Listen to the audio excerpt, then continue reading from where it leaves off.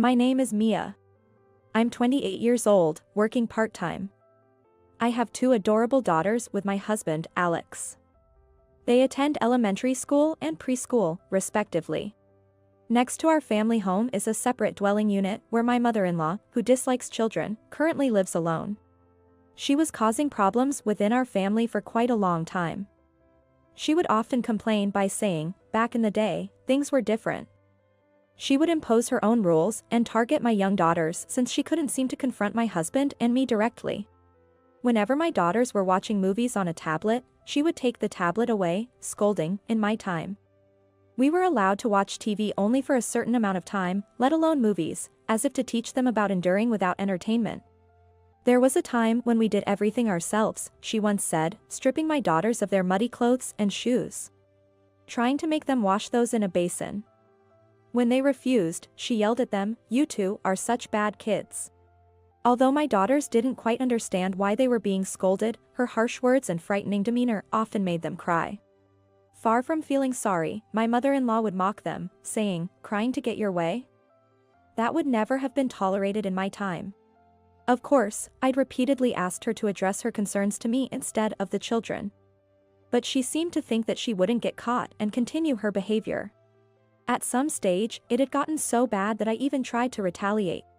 I deleted the TV series she had asked me to record, and when she predictably flew into a rage, I retorted, "Back in your day. Enduring without entertainment was expected, wasn't it? Why are you so upset over the deleted episodes?" And when she asked me to do her shopping, I refused, saying, "Since you insist on making my daughters do everything themselves, surely you, an adult, can do your own shopping." However, my attempts to make her see things logically didn't have the desired effect. I was at my wit's end, worrying about how to ensure peace at home and let my daughters grow happily. When my mother-in-law crossed the line. One day, I was late coming home from work and missed picking up my elder daughter from the school bus. I quickly drove back home to find her sobbing with her backpack still on and my mother-in-law standing right in front of her, looking at her coldly. When I demanded to know what happened, my mother-in-law explained as if it were obvious, kids are way too pampered nowadays. Relying on school buses and childcare buses only weakens their legs. Back in my day, parents never picked up their kids from the bus stop. So we walked everywhere. When I asked my daughter, Emily, she tearfully said, "Grandma said that kids who ride the school bus are weak and spoiled. And that they'll be disliked by everyone when they grow up. I don't want that, so I'm not going on the bus anymore." We live in a rural area, so her school is more than a 2-hour walk away. In this day and age, it's not only dangerous for small children to walk such distances due to safety concerns, but it's also exhausting for them and could negatively affect their studies. To scare a child with the threat of being disliked by others was just unthinkable. Crying won't solve any situation. With her usual parting shot, my mother-in-law left. I just couldn't forgive her. I thought to myself that I had to teach her a thorough lesson. That was when the perfect idea for revenge popped into my head, and I immediately acted on it. The effect of my retaliation became evident the next day, on Saturday evening. Hearing the incessant ringing of the doorbell, I opened the front door to find my mother-in-law, pale-faced. I had an inkling of the reason, but I asked her anyway, and she said that when she was about to go out shopping, she noticed my car was missing from the front yard. I scrapped my car. I casually informed her, as if I were discussing the weather. "Yesterday, you mentioned how spoiled the kids were these days and that back in your day, people walked everywhere. It made me realize how you'd been begrudgingly using my car, so I decided it was time to reflect on that." "What?" "There was no point in keeping the car if nobody wanted to use it. It would cost us more money on tax just to keep it. So I called a dealer and had it picked up this morning," I said with a beaming smile, as if I were expecting praise. My mother-in-law was speechless at first, only to snap back to reality and start yelling at me. "How dare you do such a thing without permission? When did this even happen?" The dealer I knew was quick to come for the car, and the whole process was done in an hour. The car was in my name, so I didn't need to inform my mother-in-law, who was having a nap at that time. And the collection was over before she knew it.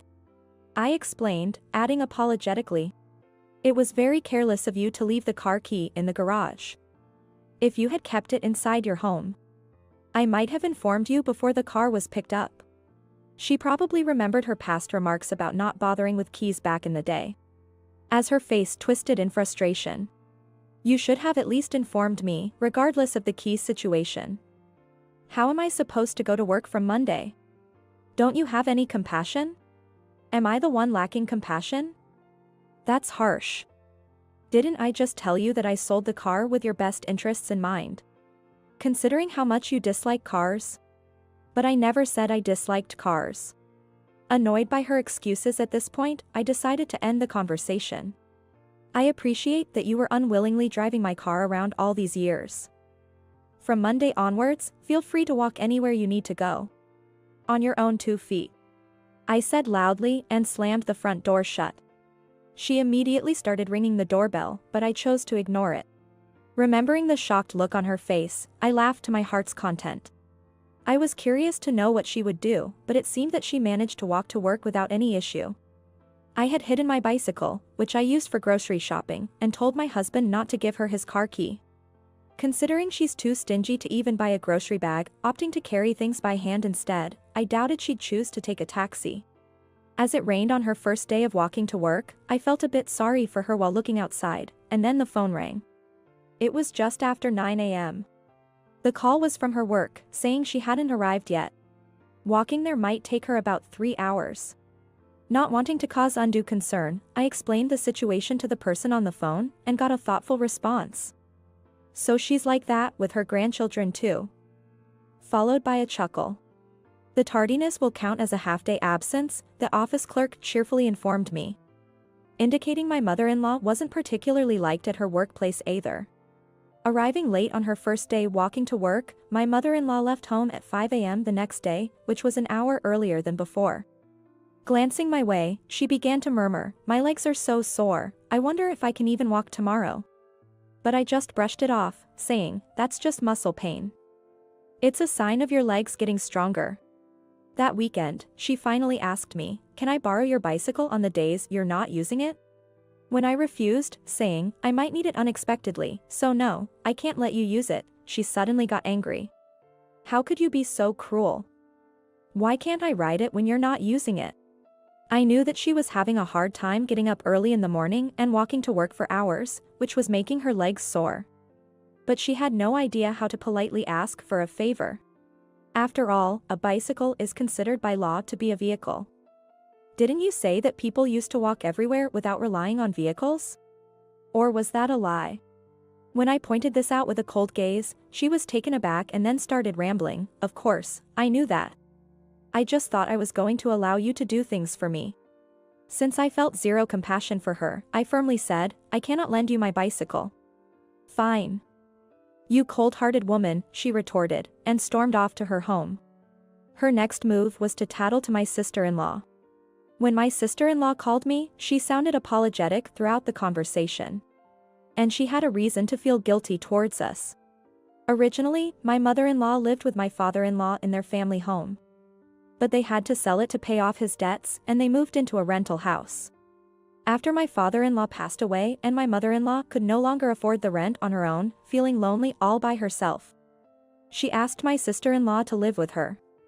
However, my sister-in-law had her hands full taking care of her husband's parents. Therefore she asked Alex, her brother, to take in their mother. "I'm sorry for leaving Mom in your care. To be honest, I don't know what to say when she calls me." As my mother-in-law disliked children, she would even make unpleasant remarks to my sister-in-law's kids over the phone. She insisted on walking everywhere and not relying on cars, so it's not a matter of whether I forgive her or not. Since my mother-in-law was the one imposing old-fashioned rules, it was high time she adapted to modern ways and bought a bicycle for herself. Still working, she could surely afford a bicycle. When I explained this to my sister-in-law, she seemed to agree, saying, "You're right." A new bicycle was delivered to our house 3 days after that phone call.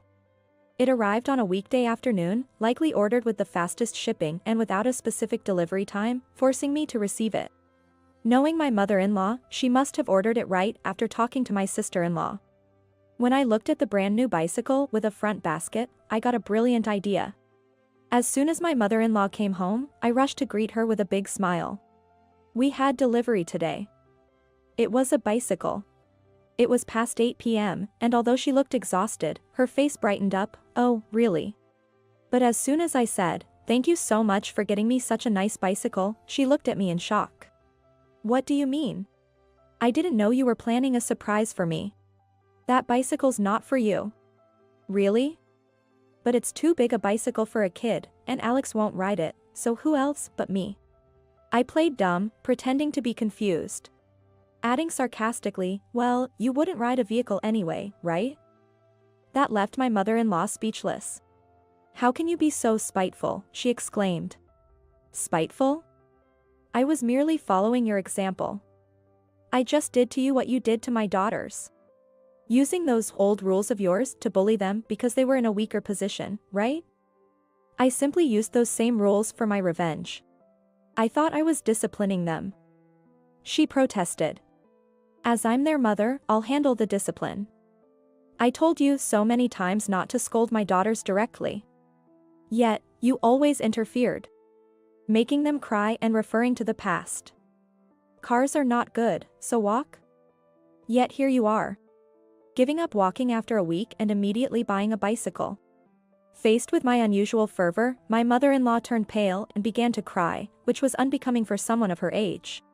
Did you think crying would solve everything? You said that wouldn't have been tolerated in the past, didn't you? I didn't even feel sorry for my mother-in-law when she cried. Perhaps it was because I saw her making my daughters cry all of the time. I don't know how things were in the past, but if you don't want to continue walking to work, I suggest you sincerely apologize to my daughters and forget those nonsensical old rules. If my daughters agree to forgive you, then you're free to do whatever you like. I left her standing there after making my point clear, not forgetting to add that I would check to see if she actually apologized. Soon after that, my mother-in-law did apologize to my daughters. Grandma said she was sorry for everything and asked if she could use the bicycle she just bought for herself. My daughters told me. Her lips were trembling when she apologized, they shared, giving me a glimpse of her begrudging apology, which made me laugh.